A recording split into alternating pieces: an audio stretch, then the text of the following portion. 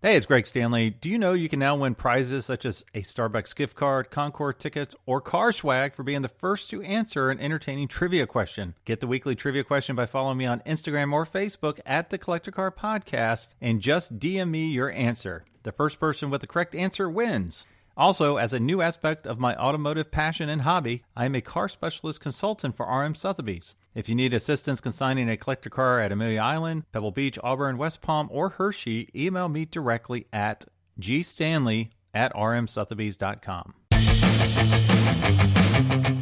This is the Collector Car Podcast, the home for the auto enthusiast. Join Greg Stanley as he applies over 25 years of insights and analytical experience to the collector car market. He will interview the experts and throw in some fun stuff as well. All right, well, today we have a special guest, Matt Murray. Matt, how you doing today?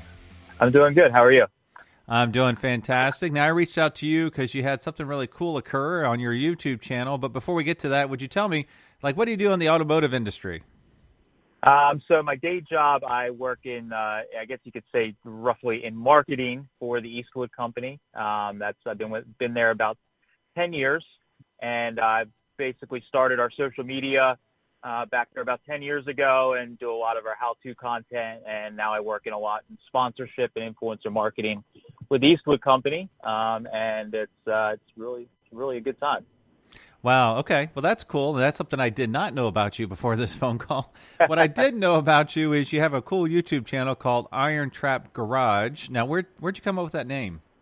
So Iron Trap Garage was something that I actually started like most people, you have a forum or a social media, username or whatever. So, before the channel, I kind of decided I was looking around for different things to describe our this addiction or hobby that we have, and I found this old medieval trap or torture device, if you will, and it was called the Iron Trap, which was supposedly a trap you could not get out of. It was like a Wikipedia or a Webster's definition, and it clicked in my head. I'm like, that's what this hobby is. Like, once you get addicted to collector cars or antique cars and you're really into it, 90% of people, they're infected till the day they die. You never get out of this hobby, even when you're 99 years old, whether you're building cars or you're still looking at magazines or you're going to car shows, you still enjoy the hobby and it stays with you for life. Wow. No, that's a really cool way to describe it and a cool name. I like that a lot. So tell me, what car is your Iron Trap or era of cars or type of cars do you find yourself going back to all the time?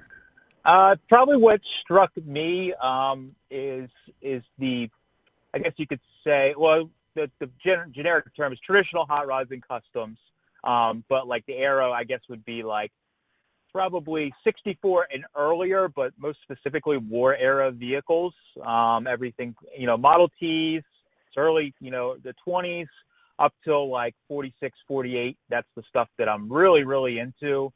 And then if you want to narrow it down more, it's specifically the early to mid 30s stuff is what I'm really passionate about. But, really it's the traditional hot rod and custom thing that I over the years I learned to narrow it down so that I'm not so spread out. So I just love the old early days of hot rodding and customizing. And I the way I relate it is we're doing stuff like the restoration guys are doing with antiques. We're just doing it how the teenage guys and guys in their 20s were doing it during the 40s and 50s, how they were modifying cars. That's how we're doing it today, using the same parts, the same cars, and a lot of the same process. Right. Yeah, that's really cool. So you're using period mods on a period car, basically. That is is right? Correct. Yep, that's exactly it. Oh, wow. Okay. Well, that's really cool. Now, do you have any cool mods in your garage at this time? Yeah, I mean, as far as hot rods go, I usually have anywhere from 6 to 10 vehicles in my shop at all times, and then I usually have a couple sitting outside too. So, okay. Pretty much all my stuff I have right now, aside from one early 50s Chevy, is all 30s cars. So, Model A's, 32 Fords, Model T's. I have a 39 Ford. Then I have a 42 Ford, original box truck that's an old butcher truck. So pretty much all my stuff, even my swap meet vehicle, the butcher truck is old. So Right. we keep everything old school. Well, if you had only one of those to keep, which one would it be? Oh man, that would be nearly impossible to say. I don't know. Probably my there's a car I call the Pagoda City Coupe, which is a Model A coupe I built a handful of years ago. That's probably the one I would have to say because it's a fun hot rod that's not real shiny, so you can drive it anywhere. The engine isn't too hot rodded or wild, so you can actually like drive it on the street and take it around. So that's probably the one I would have to say overall, although it would hurt me to get rid of some of the other stuff for sure. Right, right. Okay. Yeah, well, that makes sense. Well, one of the reasons I wanted to reach out to you is you came across kind of an epic, quote unquote, barn find recently. Can you kind of tell us a little bit about that and what you've been covering on your YouTube channel? Yeah, so we've been doing our YouTube channel for, I don't know, maybe 4 years now. And we've pretty much focused on our kind of take on the whole YouTube thing is we're showing the whole process from the day you find the old car in the barn or garage or at an auction or however you buy it, and we take you through the process of the day we found it all the way till the day we're driving it again. So because of that, we've gotten a lot of people following our channel and we've been documenting cars that I've pulled out for myself over the years, and now fast forward 4 years, our channel's pretty popular. I get a lot of phone calls about people that say, hey, I got these parts for sale, or hey, my dad died and we got all this stuff left over after selling his cars. Can you help us tell us what it is, or are you interested? And basically, I had one of the family members, Jody, sent me an email one day and just said that her and her husband had found our channel, saw that we were kind of local and that we were very knowledgeable in, the 60s and earlier cars. And their uncle had died, and they had a huge collection of old cars and parts, and they were kind of overwhelmed and didn't know what was what or what to do with it. And they were kind of just like cold calling me. So I, of course, reached out to them. We did a couple phone calls and then arranged a time for me to look at the cars. And I walked in. They take me to, there's a couple properties. So they took me to different properties, and I was just like, my head was spinning the whole time because there was so much great stuff. So I just basically, they were kind of looking for like, what do we do? How do we organize it? They knew they wanted to auction the stuff off to keep it easy for dispersing the estate, but they didn't know how to they didn't really know what to do, and they were asking for some opinions. And then I don't think they quite realized how passionate I am about the antique car and barn find thing. So I was like, I would love to help you guys. This is like amazing. So that's how it kind of all started. And it went from there with us brainstorming ideas on what we were going to do. Wow. Now, given kind of an overview, how many cars are we talking about, and like what kind of condition are they in, and what was one of your favorite ones that you've reviewed? So there was about, I don't even know the exact count, because by the time I got in there to help them, they had already sold, I don't know, 5, 6 vehicles, a couple of fire trucks, an antique Harley, and some other odds and ends. But I'd say there's like 50 vehicles possibly at this point, around there somewhere, maybe give or take 5 or 10. Right. So there's about 50, let's say 50 or so vehicles. The really interesting thing about it's Larry Schroll is the name of the gentleman who owned all this. Larry had a really varied taste, which was really interesting. Usually when you come across these big collections, they focus on one or two things. So like if a guy's really into Corvettes, like his whole garage is filled with Corvettes, and that's what their collection is. He liked everything. So there's literally everything from like 1920s Model Ts all the way through muscle car, Corvettes, hot rods, Nash Metropolitans, Corvairs, 70s vehicles, like Lincoln Mark IVs and stuff like that, like a little bit of everything. So he kind of just I think it was kind of cool. It was like if he thought a car was kind of neat and he found one and it was the right car at the right price, he would just buy it, and then he would buy 2 or 3 other ones. So like almost every car in the shop, in his building, if there's not one, there's probably 3 of that type of car. There's a bunch of 50 stuff, what I call the space age cars that are real kind of futuristic like. He's got a bunch of that stuff. So there's literally something for everyone if you're into classic cars. Probably my favorite cars in the estate are actually, I actually purchased 2 cars out of the estate as part of the deal for us advertising and helping them with the estate. There was 2 old hot rods that were built back in the 60s and 50s. One was a 32 Ford 5-window coupe that is an old drag. It's an old drag car. So their Uncle Larry bought the car in 1963, and it was already an old hot rod and a drag car at that point. And then a 1934 Ford Tudor, which was a street hot rod that was built, I think, in the early 60s. And it has an early small block Chevy in it, but it's painted like candy apple red with white and black tuck and roll or pleated interior. So this stuff is true old school hot rods that were bought and just like put away for, many, many years.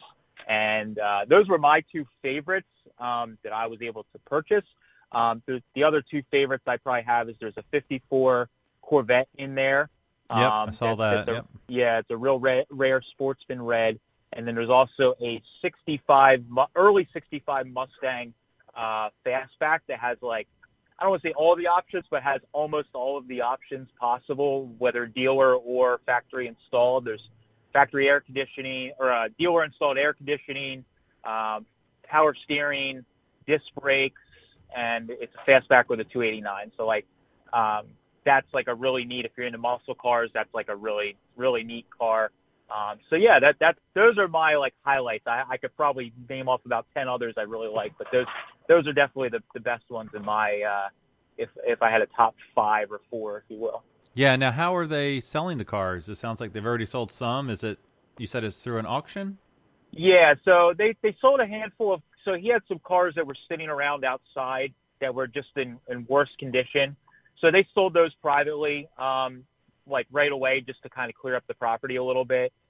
They sold the fire trucks and the antique motorcycle and some old farm equipment, old tractors. They sold that through the auction company is called Rentals, which is out of the York, Pennsylvania area. And they already chose that auctioneer to sell some stuff. So they had sold some of that stuff already, but they're going to be using the same auctioneer to sell off the rest of the cars and parts.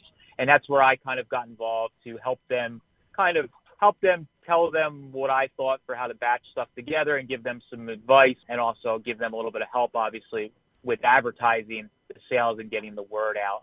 But the rest of the items in the estate are going to be going for public auction throughout the summer of 2020. So because there is so much stuff, they have to do it in probably anywhere from 4 to 6 auctions, I would say.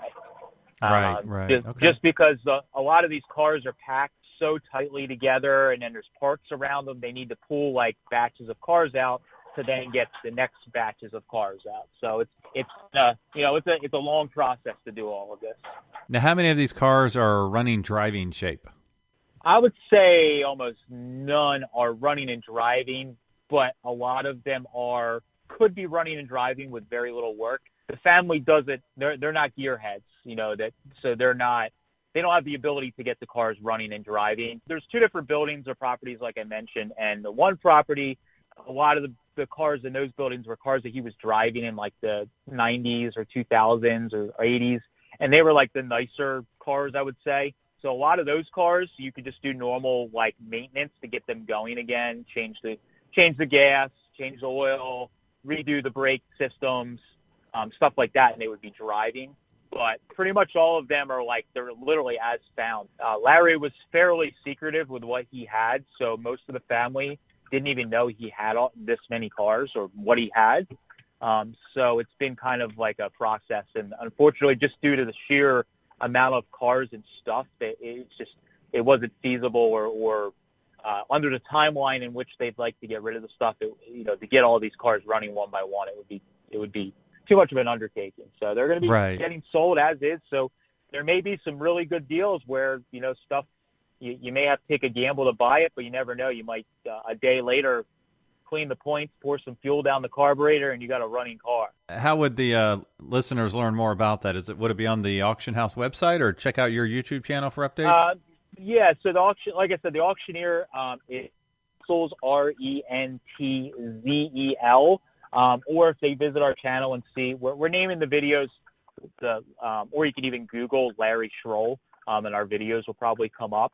But on our channel, we've been releasing videos every Sunday for 2 weeks now, and it'll be through into April about the estate. And all of those videos in the video description, when you go down below, we have a link to the auctioneer that you can find in there. You can find them on Facebook, and they have the dates of the auctions listed on their website. And then as they start pulling the cars out, they'll put photos up. They'll put more information about the auction and all that stuff. But the first auction is going to be on April 18th at the York, Pennsylvania Fairgrounds. Wow, that's really cool. Now, is this the coolest, biggest barn find you have, or do you have another fun story for us? I think this is as far as like sheer amount of cars, this is definitely the biggest that I've been able to be involved in. I've been into some estates that have a lot of cars like this, but it's been a deal where, maybe I bought one car and the rest of the stuff the family was keeping or something like that, or I bought parts. But like we've done a bunch of videos that people have kind of taken notice of. About a year ago, we did a video helping a family uncover a 20s Packard that they found. Well, they knew it was there, but they were taking it out of the building. It was in an old abandoned factory in Philadelphia, right in the heart of Philadelphia, and the family was selling the old factory. And some friends of ours that are auctioneers were helping them sell off some of the contents, but the family was keeping the Packard, and we got asked to come in and help them remove the Packard from the building and document the day. So we did a video on that, and that got quite a bit of notoriety on the news and stuff like that. It's well over 1 million views on the video, but it's just the car was down in this like basement area, and you could walk over a walkway over top and look down, and it looked like something out of a movie. It was just really incredible. And so we documented basically moving that car out of there, but it was really incredible because it was like kind of in a bad part of the city. So, like there's this like chain link fence around the whole property because of the abandoned factory, and we're pulling this car out, and everybody in the neighborhood's like freaking out because we didn't know anything was even in this building anymore. Right. So that was a really cool one. I did one, and I think maybe that same year, I pulled a 1936 Chrysler Airstream. But it was basically their version of a Phaeton. It was a four-door open car with a removable B pillar, and they only made I forget now, 162 of them or something. And I bought that out of a building in Harrisburg that's right near the DMV state capitol in Harrisburg, Pennsylvania.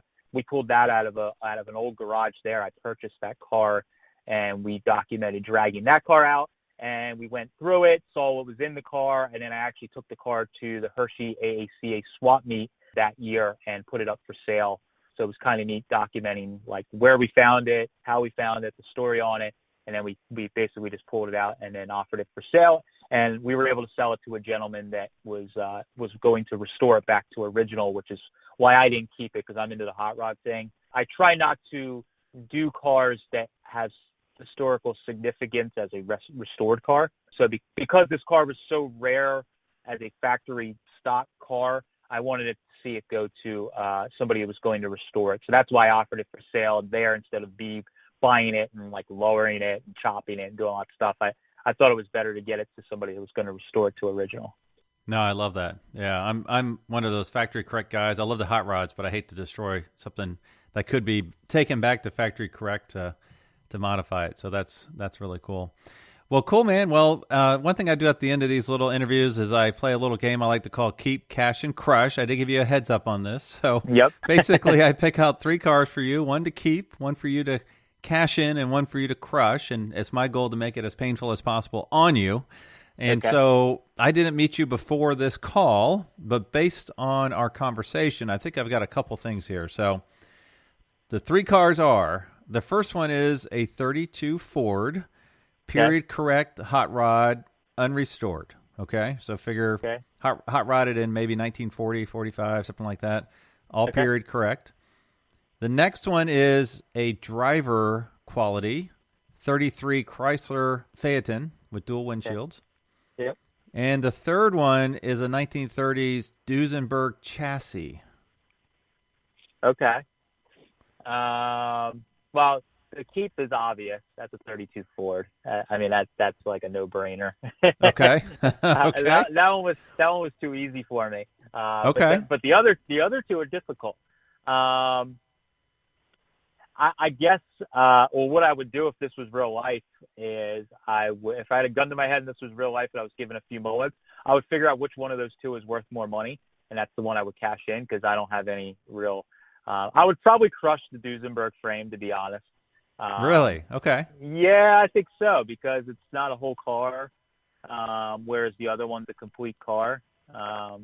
It'd be a shame to crush a complete drivable car versus just a chassis. I could sleep better at night with the chassis because you don't see a whole entire car. Okay. So that's my take on it, but that is a tough one. But really the answer would be which one's worth more money, because if the Duesenberg frame's worth like $100,000 and the Chrysler's worth like 20, I would probably crush the Chrysler just because Right. I could buy more 32 Fords with that money. Oh, that makes total sense. I need to make it harder on you, darn it. All right. So Yeah, I'm pretty good at this stuff. I think about these type of things all the time. Well, that's awesome, man. Well, how can our listeners learn more about you and your YouTube channel? So the easiest way to find us is honestly, I always say this, if you just go on Google and just Google Iron Trap Garage, you will find all our different methods to find us, but we're Iron Trap Garage on YouTube.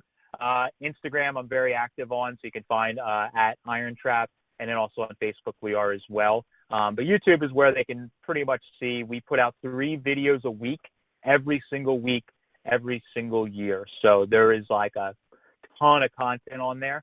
And we're, like I said, we're putting out videos every Sunday through the month of April on the Larry Stroll estate. And there is like a ton of cars in there. So definitely if anybody's interested in those, potentially having a chance to own their own barn find, there is like 50 or 60 chances in there for you to grab something really cool. Awesome, man. Well, thank you for your time today. I appreciate it. Thanks for having me. Thanks for listening to the Collector Car Podcast. Don't forget to give us a nice rating on iTunes and be sure to follow us on Instagram and everywhere else at the Collector Car Podcast.